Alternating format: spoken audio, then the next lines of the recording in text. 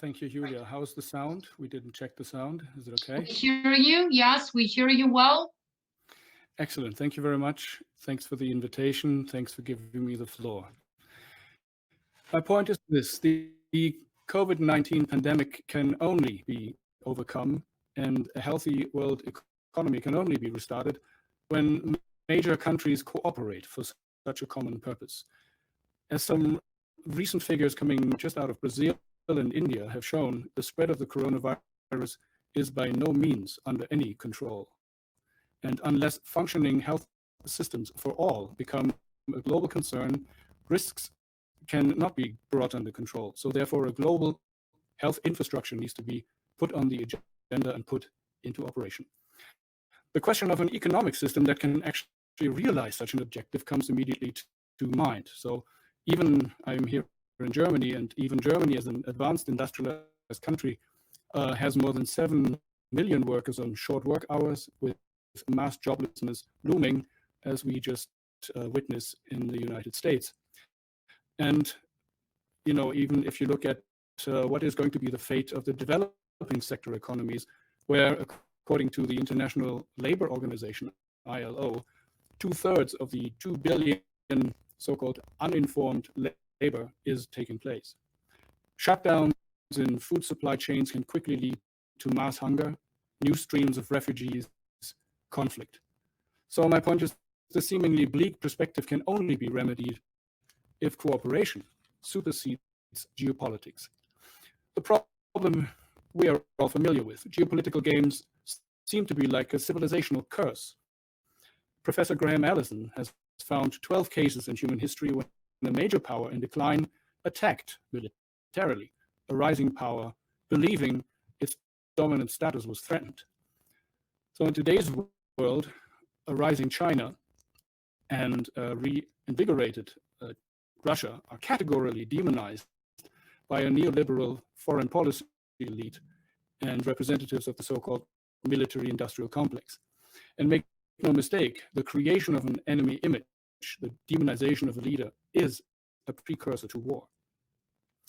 Mike Pompeo, the US Secretary of State, has launched a worldwide pressure campaign against China, absurdly blaming China for having manufactured the coronavirus, accusing the Chinese leadership of having allowed passenger planes from Wuhan to depart to international destinations with infected people on board, when in fact this was a lie, and shown to be a lie. But lies stick. Now many hundreds of parliamentarians internationally are mobilized by Lord Chris Patten, the last colonial governor of Hong Kong, to vilify the Chinese president personally. Russia is also blamed for all kinds of silly things, including the hair-raising claim by Susan Rice that Russia might be behind the Black Lives Matter protests in the US. Under these conditions, what can be done to tackle the current worldwide health and economic crisis? Which institutional entity would have the capacity and the credibility in the eyes of international public to intervene against geopolitics and on behalf of the people's interests? Well, Trump's efforts to regroup the G8, including Russia back into inviting Russia back into the G7 plus X, is a laudable initiative, but the speaker of the Russian foreign ministry has rightly said that it doesn't make sense unless you bring in China.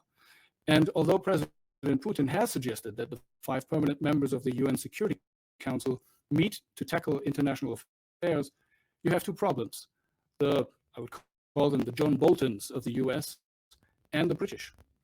Russian UN representatives in the Security Council have often voiced their frustration about the role of the United Kingdom in disuniting others, including the US and Russia, when their common interests were concerned. I am aware that President Trump has recently given in to the China-bashing faction of his cabinet, and has given some terrible anti-China speeches recently. But consider this: Trump has often shown his anger about the military-industrial complex, which he has attacked by name. In the early part of his term, he has shown great respect for China and the President Xi personally. He has initially, despite the domestic US anti-China hysteria, taken steps to harmonize interests with Russia and President Putin. Trump has also enhanced his relationship with Prime Minister Modi of India. He has fired war hawks such as John Bolton, saying, quote, "We would be in World War VI by now if I had followed his recommendations." So the US-Trump situation must not be viewed through the lens of average media commentaries or talk show host opinions. Look at the attacks on Trump just in the recent days for having even suggested a troop reduction in Germany. These attacks come from the Council on Foreign Relations and similar institutions where neoliberal war drum beaters meet and greet. There might be still a window of opportunity now to call for a summit, which includes Putin, Xi, Trump, and Modi, but explicitly excludes the US defense hawks, the British, and representatives of the international financial elite who only look after their own. There is a proposal by the International Schiller Institute, which I recommend you take a good look at. I can send you the link. Such a summit must put on the agenda a global health system and the underlying economic system necessary to reach that objective, similar to the economic miracle launched in Western Germany after World War II. A high rate of regulated productive government credit needs to be put into infrastructure building, but no hedge funds and banks have to get under a Glass-Steagall type of reorganization. All kinds of manufacturing and research capacities have to be built to produce the resources necessary to overcome this pandemic most efficiently, including speeding up facilities for tests, treatments, vaccine research, etc. Mankind needs the largest job creation program in its history now to overcome malnourishment, hunger, and poverty, the breeding ground for pandemics. If we can create conditions of stability and some fundamental unity of purpose, this crisis can be overcome. I thank you for listening, and I'm looking forward to any questions.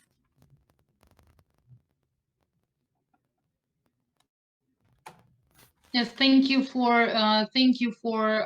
your speech. And yes, I mean, it has been quite clear for many years by now that the global financial system and the current balance of power is not really effective for ensuring stable development, right? And even looking at the simple numbers such as the global GDP and the global debt, shows us that something is fundamentally wrong, because when the debt is around 6 or 7 times bigger than the global GDP, that makes us think that there is a bubble, right? That sooner or later would just simply kind of like explode. So COVID and this current crisis that has also shown that countries were more focused on their own issues, and a lot of those issues were just coming to the surface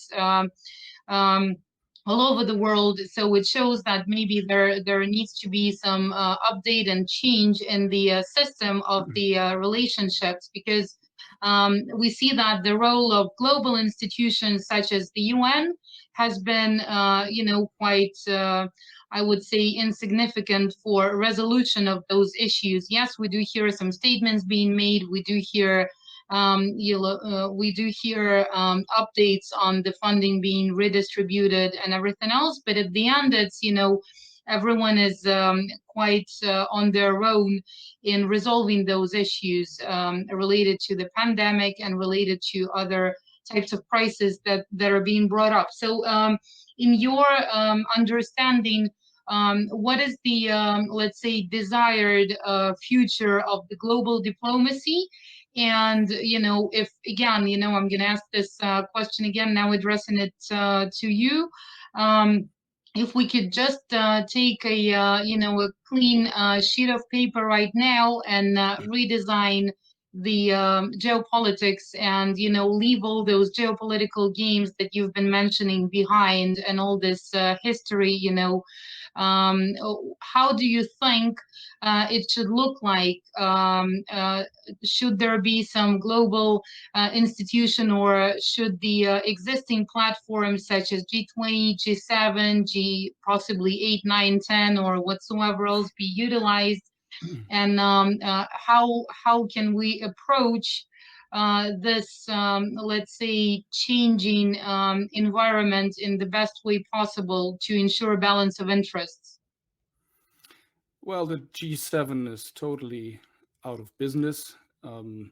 Even when Trump has suggested that Russia could climb back on board and regroup the G8, there was a total freak out from most prominently, I believe, the Canadian Prime Minister Trudeau.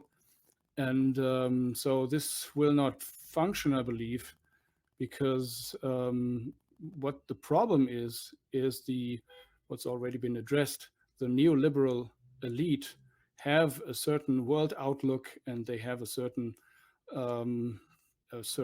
economic system that they are favoring. The world outlook is basically a unilateral domination of one global elite. It's not that they are patriotic or that they are somehow committed to their countrymen.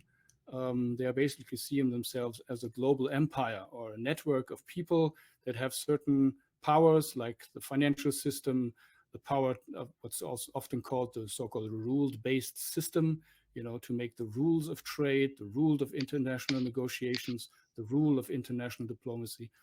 And their system is clashing against basically the other model, which I think has reoccurred recently in the system that's called the Belt and Road Initiative, the New Silk Road, because the countries that started to cooperate with China on the Belt and Road Initiative were not forced to give up their sovereignty, the sovereignty, and to pray to a supranational architecture that is controlling their lifestyles and their interior policies.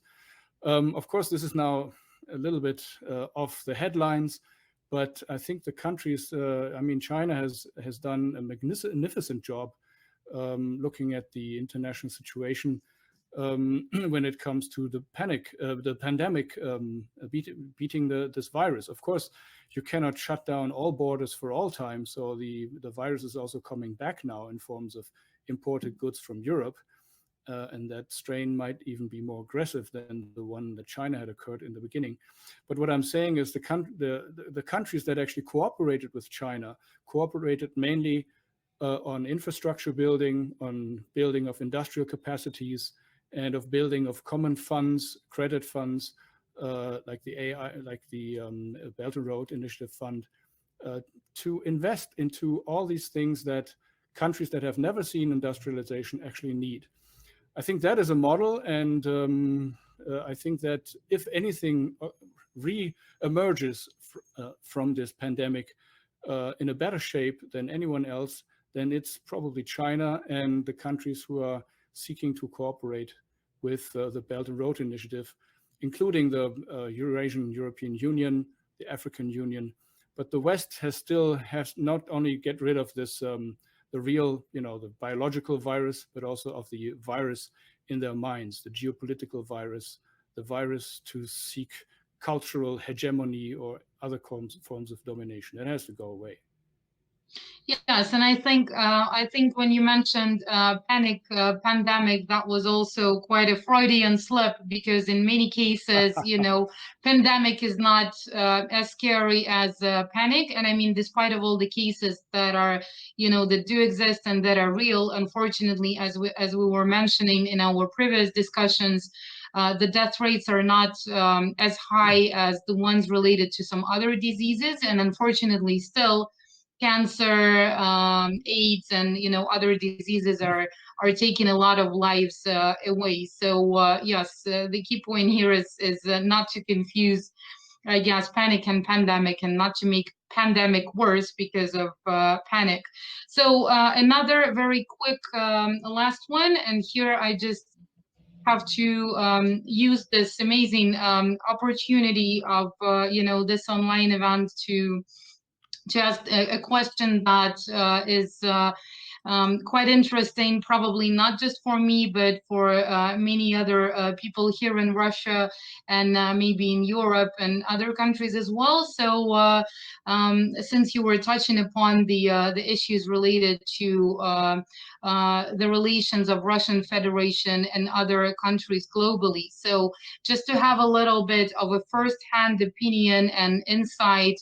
As you know, there is the constitutional referendum taking place in Russian Federation on July 1st. And I was curious to know how it's being presented in the media. What do experts think and say about the constitutional referendum taking place here in just a couple of weeks? Well, I don't have much inside expertise on this, but I've talked to an expert recently. And he said that the Western media is basically portraying this as a power grab by President Putin to be able to just prolong his term.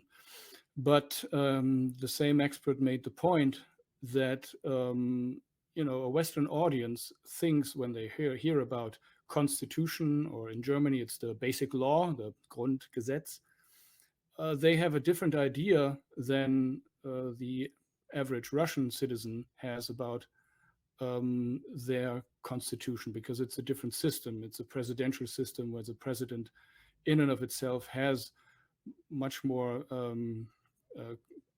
power or competencies than basically in what we have, the so-called liberal democratic system, where everything has to be made by consensus, and even the smallest things, we're saying that even the bicycle path of my little city here cannot be built within 10 years because everybody has to consent.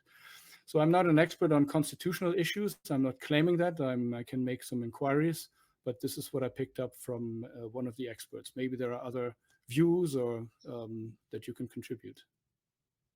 Okay, thank you for your speech and thank you for joining today's event. So we have shared the link to your blog on the chat, so everyone interested can go and check it out themselves. So thank you for being with us.